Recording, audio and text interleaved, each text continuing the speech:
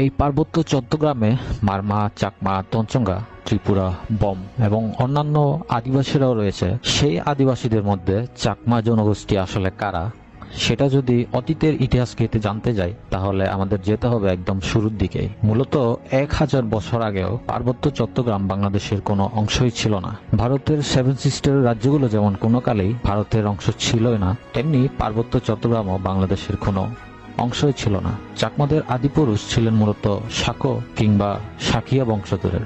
বেশিরভাগ হিস্টোরিয়ানরা চাকমাদের আদিপুরুষ হিসেবে ধরেন সাকিয়া কিংবা শাক্য বংশধরদের। হিস্টোরিয়ানদের মাঝে এই সাকিয়া বংশধরদের নিয়ে প্রায় 6টি হাইপোথেসিস প্রচলিত আছে। সেগুলো হচ্ছে, সাকিয়ারা হচ্ছে সৃষ্টির শুরু থেকে তিব্বত এবং হিমালয় পর্বতে বসবাস করা মানুষজন। এনসিয়েন্ট গ্রিক হিস্টোরিয়ান হিরোদাতাসের মতে 700 থেকে 800 খ্রিস্টপূর্বতে মিডল ইস্ট এশিয়াতে যে সিটিয়ান এম্পায়ার ছিল, তাদের মাঝে যারা ইন্ডিয়ান সাবকন্টিনেন্টে বসবাস করত তাদেরকে শাক্য কিংবা সাকিয়া বলা হতো। এনসিয়েন্ট ইন্ডিয়াতে রয়্যাল ফ্যামিলিতে যারা বসবাস করত, সাকিয়ারা তারাই বংশধর। যে সকল মানুষেরা গৌতম বুদ্ধকে অনুসরণ করত তাদের সবাইকে সাকিয়া বলা হয়ে থাকে।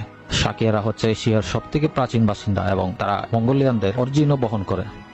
সর্বশেষে সাকিয়ারা হচ্ছে প্রাচীন মাগধ রাজ্য হতে আরাকান রাজ্যে স্থানান্তরিত হয়। প্রায় 232 খ্রিস্টপূর্ব হতে চাকমাদের পূর্বপুরুষেরা আরাকানের কিংবা বর্তমানে মিয়ানমার রাখাইন রাজ্যে বসবাস শুরু করেন এবং এই আরাকানের এক রাজার নাম ছিল বিজয়গিরি। আনুমানিক তিনি 590 সালে পার্বত্য চট্টগ্রামের বর্তমান জেলাসমূহ চট্টগ্রাম নিজেদের দখলে করেছিলেন। দুর্গম এবং প্রান্তিক এলাকা হওয়ায় এই অঞ্চলে কোনো বসতিই ছিল না এবং এখানেই চাকমা আদি পুরুষরাই সর্বপ্রথম বসবাস শুরু করেন। চাকমা জনগোষ্ঠী এই অঞ্চলে বসবাস করার ফলে এটি চাকমাস নামেও পরিচিত হয়, যা কিনা 16শ শতাব্দীর 1496 থেকে 1525 পর্তুগিজের একটি মানচিত্রে চাকমাদের উল্লেখ পাওয়া যায়। আরাকানের রাজা এই চট্টগ্রাম এলাকায় বুদ্ধের স্মৃতি হিসেবে বুদ্ধ মূর্তি এবং বিহার নির্মাণ করেন। এর মধ্যে স্থাপিত 84,000 বৌদ্ধ ধাতু চৈত্যের মধ্যে রামুর চতুর্থী বর্তমানে হিস্টোরিক্যাল প্লেসের মধ্যে অন্যতম। এর থেকে নাম হয় চৈত্য কিয়াং বা চাতি কিয়াং। চৈটার অর্থ হলো বৌদ্ধ ধাতু, যা বুদ্ধের স্মৃতি হিসেবে গণ্য করা হয়। কিয়াং হচ্ছে বিহার, সেই থেকে এই অঞ্চলের নাম হয় চৈত্য কিয়াং কিংবা চাটিয়া কিয়াং। মুঘল আমলে বাঙালিদের আগমনের পর এই নামটি চট্টগ্রাম নামান্তর হয়। এরপর আবার ইংরেজ শাসন আমলে চট্টগ্রামকে চিটাগং নামকরণ হয়েছিল। 1240 সালে ত্রিপুরা রাজা এই অঞ্চল দখল করলেও 1607 সালের মধ্যে আরাকানের এক রাজা বর্তমানের রাঙ্গুনিয়া রাউজান ফটিকছড়ি আবারও নিজের সাম্রাজ্যের অধীনে নিয়ে আসে। বাংলায় 1576 সাল থেকেই মুঘল রাজত্ব শুরু হলেও এই চট্টগ্রাম পর্যন্ত মুঘলদের বিস্তার ছিল না এবং 1666 সালে শায়েস্তা খাঁ মুঘলদের হয়েও চট্টগ্রাম এবং পাহাড়ি অঞ্চলগুলো বাদ দিয়ে শুধুমাত্র সমতল এলাকাতে রাজত্ব করতেন। কিন্তু পরবর্তীতে মুঘলরাও এসব পাহাড়ি অঞ্চলগুলোতে তাদের আধিপত্য বিস্তার করতে চাইলে চাকমা এবং মুঘলদের সাথে সংঘর্ষ হতে থাকে। এই সময় চট্টগ্রাম এলাকায় গৌরবঙ্গ থেকে বাঙালির আগমন ঘটে। প্রায় অনেক বছর রক্তক্ষয়ের পর 1719 সালে মুঘলদের সাথে এই যুদ্ধ শেষ হয়।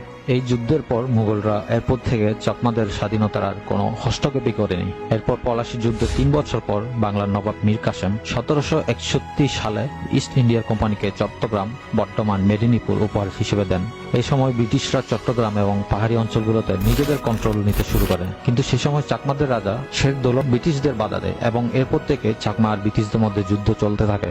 আপনারা জেনে অবাক হবেন যে এই ভারতীয় উপমহাদেশের চাকমারাই ছিলেন প্রথম যারা ব্রিটিশদের বিরুদ্ধে বিদ্রোহ গড়ে তুলেছিলেন। বছরখানেক যুদ্ধের পর অবশেষে 1785 সালের পর থেকে ব্রিটিশরা শান্তি চুক্তির দিকে আগাতে থাকে এবং 1787 সালে চাকমা রাজা জান বাক্স খান কলকাতায় গিয়ে সেখানে শান্তি চুক্তিতে স্বাক্ষর করেন। চুক্তিতে মোট 5টি বিধান ছিল, যার মধ্যে ছিল ইস্ট ইন্ডিয়া কোম্পানি জান বাক্স খানকে চাকমা রাজা হিসেবে স্বীকৃতি দিবে। সমতল এলাকা থেকে কোনো বহিরাগত মানুষ সারা জীবনের জন্য স্থায়ী বাসিন্দা হতে পারবে না।